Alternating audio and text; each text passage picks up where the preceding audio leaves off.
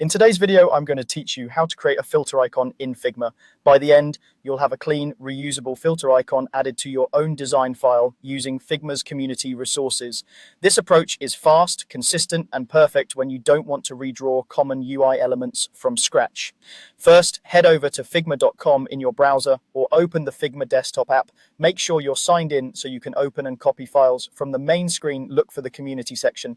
This is where designers share files, templates, and components you can use. Click Community to open the library. Once you're in Community, use the search bar and type Filter icon. You'll see a range of options from simple outline icons to filled sets.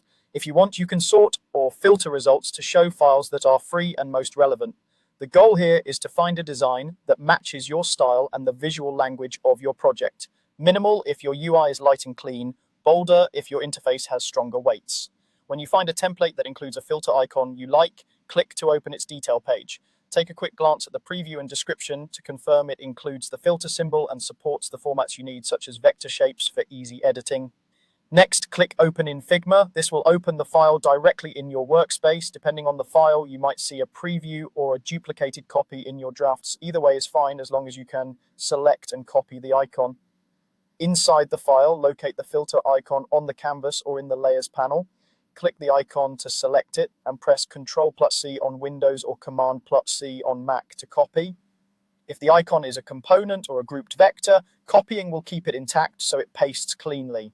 Now switch to your own project, open the file where you want the icon to live. This could be a design system page or the screen you're working on. Finally, paste the filter icon with Ctrl+V or Command+V. Position it where you need it, such as next to a search bar or within a toolbar. You can resize it proportionally by holding Shift and adjust the color or stroke in the right-hand panel to match your design tokens. If you plan to reuse it, consider keeping it consistent in size and turning it into a component so it stays uniform across your layouts. That's it. Quick, clean, and ready to use in your Figma project.